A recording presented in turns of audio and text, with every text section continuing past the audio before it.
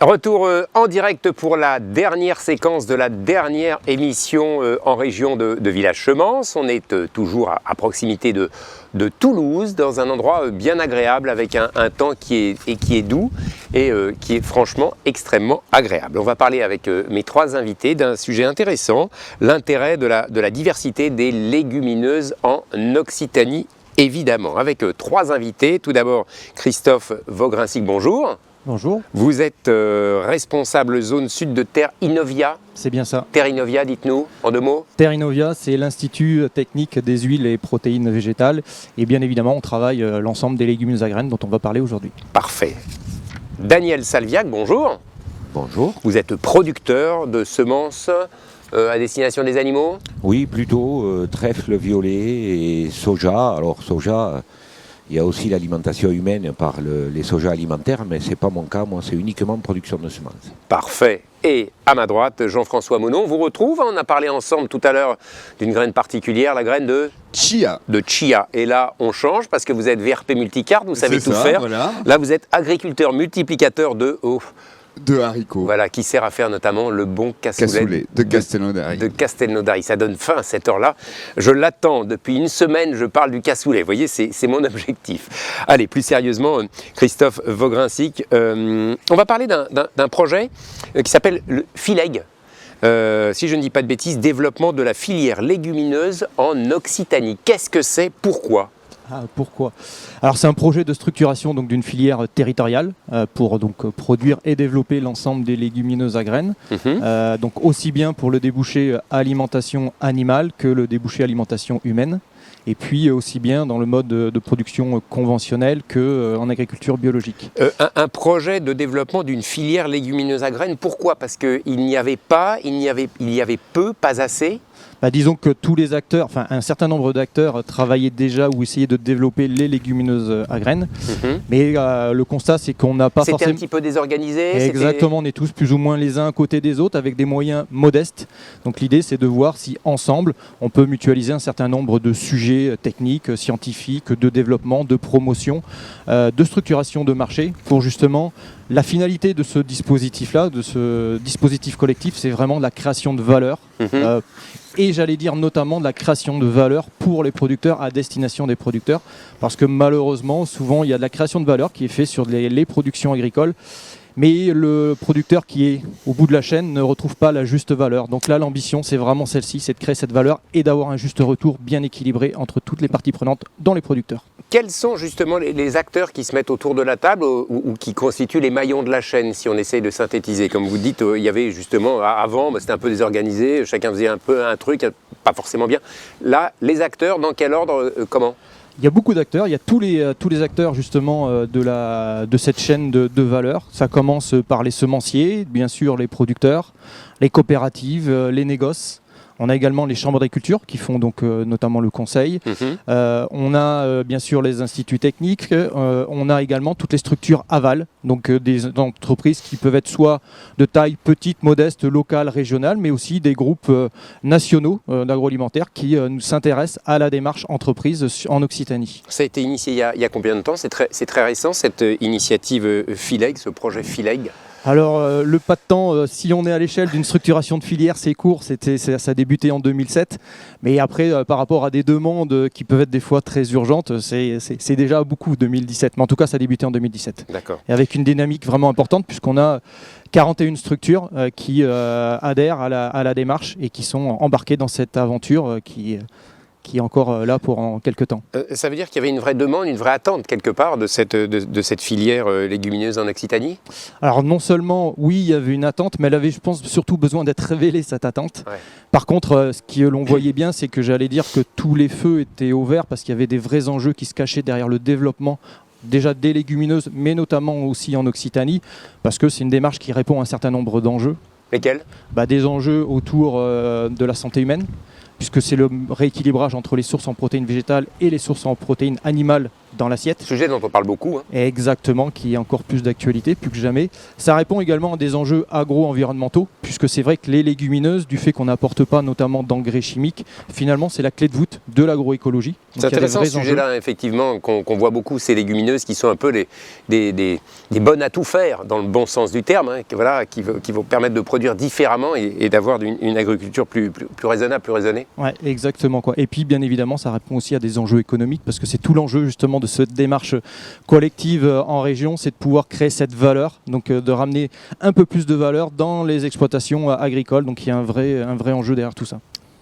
Daniel Salviac, vous êtes producteur de semences. Comment est-ce que vous regardez, vous participez au projet Phileg? C'est perçu comment? Quelle valeur ajoutée, Christophe en parlait de la valeur ajoutée qu'il doit y avoir derrière. Voilà, vous regardez ça comment en tant qu'acteur? Alors, je ne suis pas directement lié à Phileg, puisque moi, ce n'est pas alimentation humaine, c'est plutôt destiné à l'alimentation animale. Mais de toute façon, l'intérêt pour les agriculteurs, c'est sûr que cette filière répondra à des attentes, notamment de diversification de production, pour l'allongement des rotations. Comme Christophe l'a dit, ce sont d'excellentes têtes de rotation. Des têtes de rotation? Oui, c'est-à-dire que dans nos rotations traditionnelles ici, on a des rotations plus ou moins longues.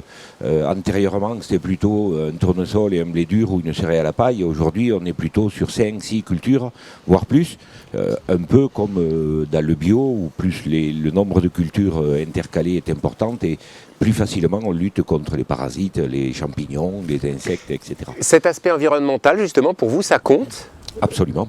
Oui. Bien sûr, mais vous savez, les agriculteurs sont très sensibles à l'environnement. La preuve, c'est que ce sont... Ça, on ne le perçoit pas toujours. Tout le monde ne le perçoit pas toujours, malheureusement. Oui, mais c'est une réalité. C'est quand même un gros déficit de communication de la profession agricole, à mon avis, qui a toujours communiqué on en parlait tout à l'heure avec Christophe, pour...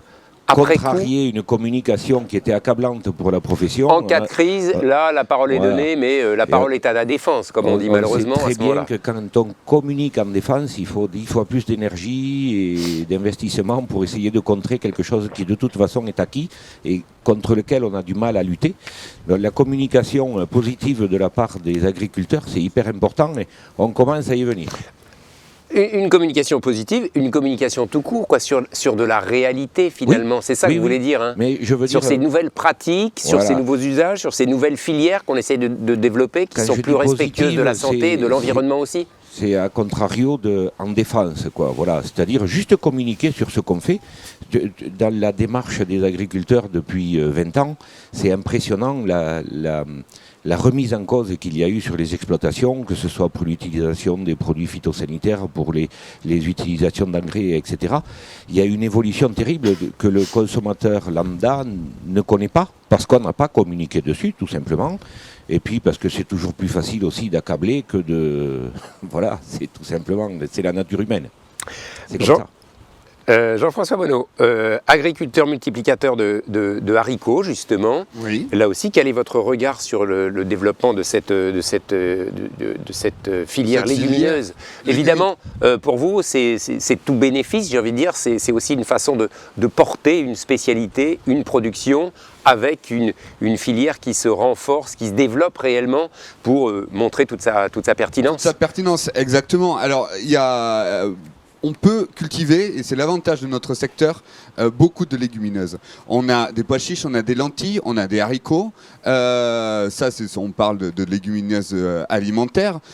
Et en plus de ça, on arrive à se différencier. C'est-à-dire, il existe plusieurs variétés de lentilles, plusieurs variétés de haricots, plusieurs usages.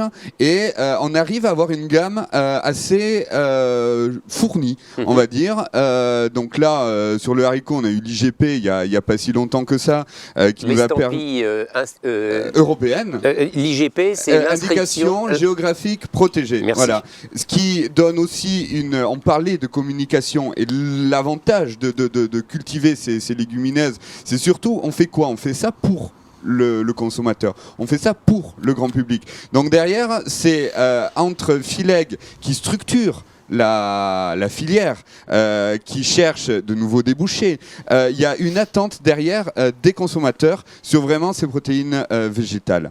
Et donc là, les coopératives et ensuite pour la mise en marché, donc on va parler d'Arteris qui s'occupe de tout ce qui est transformation, première transformation de ces protéines végétales avec Végedry. C'est une association avec Siakam qui a été fait pour pouvoir proposer aux industriels ces protéines-là. L'objectif, il y a la structure de la ration de la filière, mais ensuite derrière, il faut que économiquement aller chercher, comme tu disais, cette valeur ajoutée, ça va passer par le consommateur. Et c'est pour ça qu'on essaye derrière de pousser vraiment les légumineuses et tout ce qui est ces standards de commercialisation pour que le consommateur trouve ce produit facilement à consommer.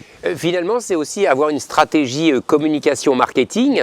Alors, vous avez votre boulot avec les professionnels qui produisent, d'accord, qui vont produire des variétés de semences, qui vont produire les semences, qui vont produire le haricot final par exemple, mais auprès des consommateurs aussi, c'est penser la communication nécessaire, comme le disait Jean-François, pour stimuler l'appétence des consommateurs. C'est exactement ça. Tout à l'heure, vous posiez la question de l'ensemble des acteurs. Effectivement, je n'avais pas mentionné, mais dans ce qu'on veut construire, c'est aussi d'embarquer avec nous les consommateurs. C'est de pouvoir faire la promotion de la diversité, effectivement, comme Jean-François l'évoquait, de toutes les légumineuses que l'on peut faire. On peut en consommer à toute heure, matin, midi et soir. C'est vrai, c'est vrai. Mais par contre, le problème, c'est que... Marcher à l'oléagineuse. Voilà, c'est ça. En complément de la graine de chia. Oui. Voilà, mais en fait, oui, on peut l'utiliser, mais le souci aujourd'hui, c'est que les légumineuses ont plutôt un déficit d'image. Donc on a besoin de travailler justement cette image autour des légumineuses à graines. Il faut la rendre entre guillemets un peu plus sexy pour justement les nouvelles générations. Et comment on fait? Alors on a parlé du chia tout à l'heure avec Jean-François Bonneau.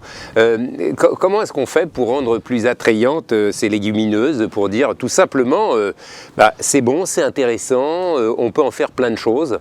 Au-delà de faire de la promotion, j'allais dire classique, c'est surtout aussi travailler avec des professionnels qui utilisent et valorisent les légumineuses par exemple. Et exactement, c'est travailler avec des cuisiniers. Alors j'allais dire, il y a les cuisiniers anonymes, il y en a plein, il y en a des milliers en France, voire plus. Et puis on en parlait aussi un petit peu tout à l'heure, c'est aussi travailler avec des chefs de renom qui justement vont pouvoir donner une image encore plus forte, plus médiatique surtout, des légumineuses et de ce que l'on peut faire avec cette diversité de légumineuses, que ce soit le haricot ou même, j'allais dire, les haricots, les pois chiches, les lentilles. J'utilise bien le terme lait puisqu'en fait il y a plusieurs lentilles, il y a plusieurs pois chiches, il y a plusieurs haricots. Et c'est une vraie chance et c'est une force d'ailleurs pour les légumineuses et pour le débouché et la valorisation. Daniel Salviac, même si évidemment vous n'êtes pas sur des produits destinés à la consommation humaine en tant que telle, comment vous regardez cette dynamique qu'il y a autour de ça? Ça doit être aussi stimulant même pour vous, pour vos confrères aussi quand même, de voir qu'on s'intéresse à cette filière, qu'on crée en fait une filière spécifique et qu'on est dedans et qu'on est un des acteurs. Ça doit faire plaisir. Bien sûr. Je crois que c'est... Ça encourage même. C'est très positif dans tous les sens parce qu'en fait, les instituts techniques sont là aussi pour appuyer les agriculteurs et l'agriculture en général.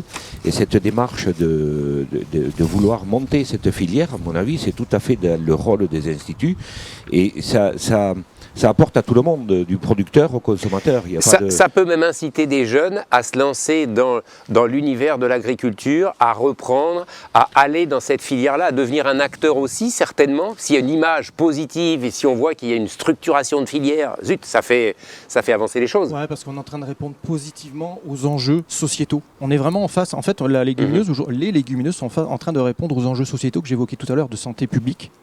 De la planète, on parle beaucoup du réchauffement climatique, justement c'est une réponse. Donc en fait, même aujourd'hui derrière le terme des légumineuses, nous-mêmes dans le groupe qui portons ce projet, on parle aussi de One Health. Parce que c'est plus toutes les santé, il n'y a qu'une seule santé. C'est la santé de la planète, c'est la santé humaine. Et voilà, donc c'est très important. Oui. Donc on est incontournable. Les légumineuses, sont incontournables. Jean-François Bonneau. Ouais, je voulais juste intervenir là-dessus parce que c'est quelque chose de très important et c'est un accélérateur sur la recherche.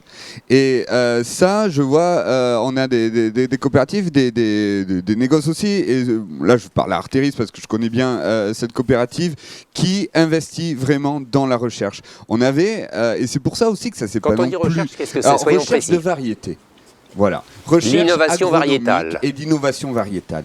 Et ça, je pense que c'est important parce que je vais rappeler le revenu d'un agriculteur, c'est quoi? C'est un rendement par un prix. Actuellement, on essaye de chercher le plus possible de rendement.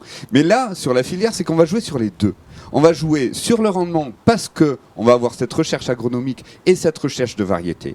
Et en même temps sur le prix parce qu'on va pouvoir donner cette juste rémunération à l'agriculteur. Et donc là, ça ne peut qu'être vertueux. Et cette recherche-là, c'est quand même très important parce qu'on avait des variétés qui étaient anciennes. On avait des variétés qui ne répondaient pas aux critères agronomiques actuels, au changement climatique, aux ravageurs. Et donc vraiment d'investir dans cette recherche-là va permettre un gain de rendement et va permettre aussi, ce qu'on a dit tout à l'heure, ce que vous avez dit tout à l'heure, quelque chose de plus, on va dire, agro-écologique, quoi, et agro-responsable. Voilà. Et juste pour compléter par rapport à ce volet sur l'investissement dans la recherche qui est indispensable et notamment sur le volet génétique, j'ai évoqué tout à l'heure que finalement les légumineuses sont là pour répondre à tout un tas d'enjeux sociétaux. Donc si ce sont des enjeux sociétaux, il y a un acteur que je n'ai pas cité qui est incontournable et qui est présent en Occitanie, ce sont les pouvoirs publics. Que ce soit l'État à travers leurs antennes, j'allais dire régionales, notamment la DRAF pour nous, ou alors la région en tant que telle. Et c'est vrai que ces deux institutions publiques sont fortement investies et soutiennent fortement cette démarche-là parce qu'il y a un vrai enjeu derrière, y compris pour les pouvoirs publics. Et en tout cas, d'avoir des moyens qui puissent accompagner des initiatives privées comme ce qui peut être fait du côté d'Artéris, c'est indispensable pour être accélérateur aussi, pour trouver de nouvelles variétés, de nouveaux produits qui permettent le développement des légumineuses. Est-ce qu'il y a un frein, des freins qui ralentissent? Il y a toujours évidemment des difficultés dans un projet, dans le lancement d'une filière en tant que telle. Peut-être encore plus, y a-t-il un frein, quelques freins qu'il va falloir passer? Je n'ai pas dit qu'il allait être bloquant. Alors déjà, le frein sur le temps, on va dire que c'est l'agriculture en général. Il faut du temps. On fait une récolte par an. Hein, Monsieur Salviac, voilà, on va une récolte par an. On va pas faire 5 récoltes par an pour accélérer les choses et trouver les bonnes variétés. Alors ça, c'est un frein. Ça, pour moi, oui, c'est un frein parce que pour tester une nouvelle variété, pour chercher une variété, il faut une dizaine d'années. D'accord, mais on ne part pas de rien aujourd'hui, on est d'accord. On ne part pas de rien, mais pas de grand-chose non plus. Hein, voilà. Donc il y a vraiment cette recherche de collection, cette recherche de production qui, on part pas de rien, non, mais il y a déjà ce temps pour trouver une nouvelle variété, des nouvelles variétés. C'est vrai que sur le volet génétique, on part pas de rien, certes, mais finalement le matériel génétique, il est surtout, faut aller vers de la coopération avec des pays, notamment Nord-Afrique, voilà, qui ont de la génétique forte autour des lentilles, des pois chiches, etc. Donc il y a des alliances qui sont à opérer parce que seuls nous, petits Français, et encore moins petits en Occitanie, on n'y arrivera pas tout seul, ça c'est sûr. Donc surtout c'est sur ces s'associer avec d'autres à la l'étranger coopération, aussi. ah oui, sur le volet génétique, c'est incontournable. D'accord. Ouais, c'est incontournable. Daniel Salviac, je vous laisserai un petit peu le mot de la fin, j'ai envie de dire, vous n'êtes pas encore exprimé là-dessus, vous voyez l'avenir comment, de manière positive, enthousiasmante pour vous et ceux qui vont arriver derrière. Hein. Oui, c'est plus pour les autres que pour les plus jeunes. Moi, ça y est, je suis un peu... Mais vous préparez le futur, hein. désolé, vous préparez le futur. Je suis tout à fait d'accord. On travaille toujours en agriculture, c'est toujours les cycles sont longs. Une culture, c'est une année. Et puis, tout ce qui est génétique et tout ça, c'est presque une génération, quoi. Donc, c'est toujours pour l'avenir. Après, moi, personnellement, je suis très optimiste. L'agriculture, c'est d'abord, pour moi, c'est le plus beau métier du monde.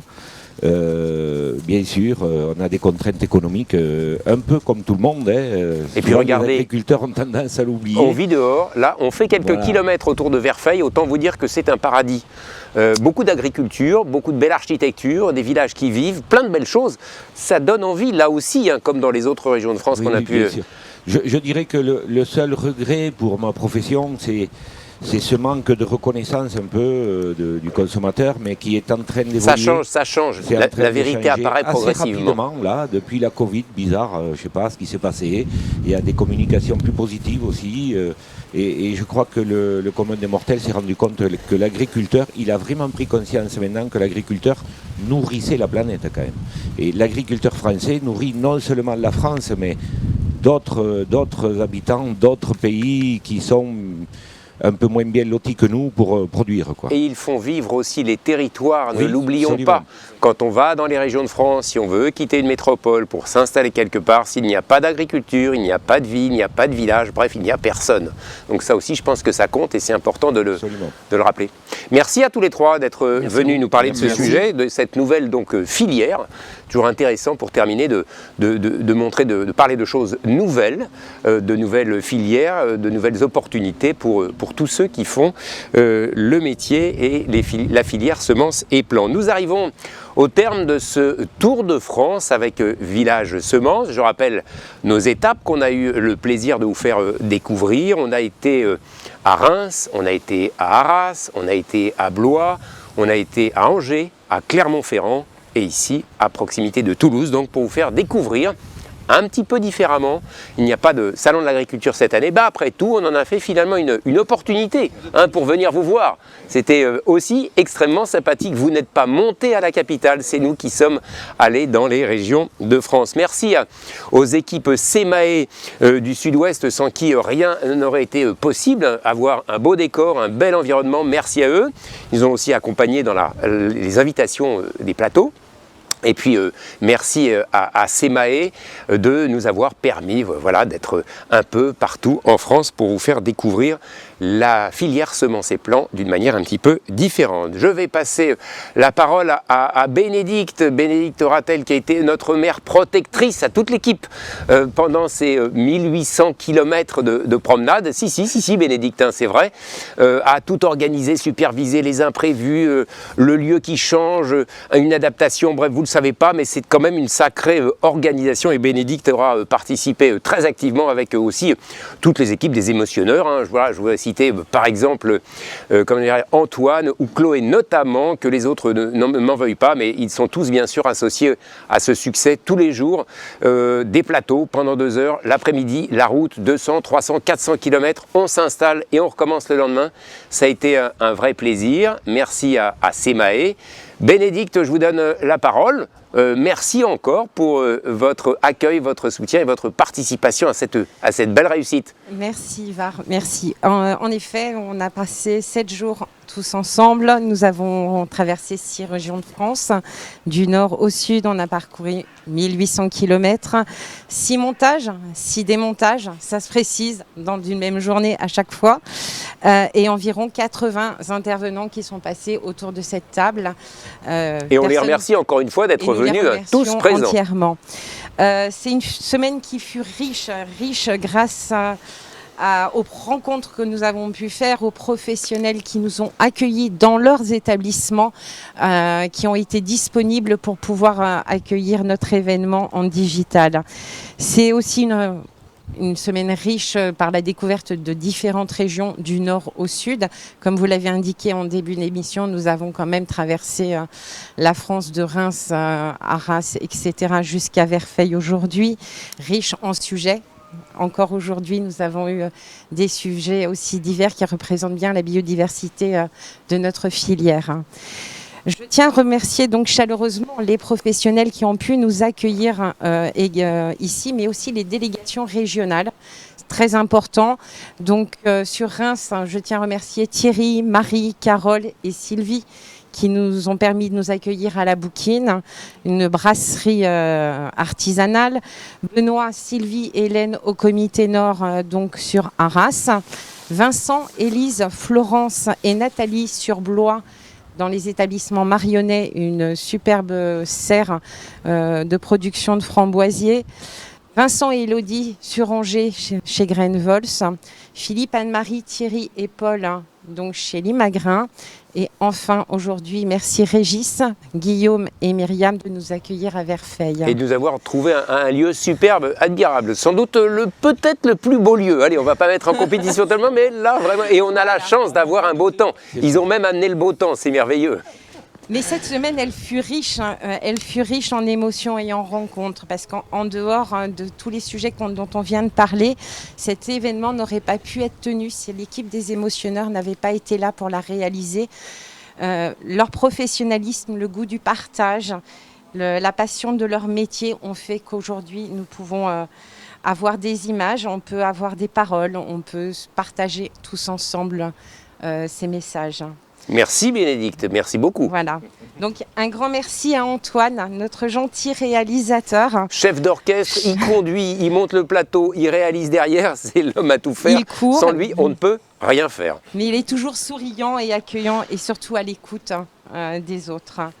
Merci Bernie, notre professeur au grand cœur, notre ingé son, qui est toujours d'un calme absolu et c'est aussi nécessaire dans votre métier, à ce que j'ai pu comprendre. Merci Chloé, notre pétillante Chloé, chaleureuse, un rayon de soleil dans l'organisation et dans le cadrage. Merci ma Chloé.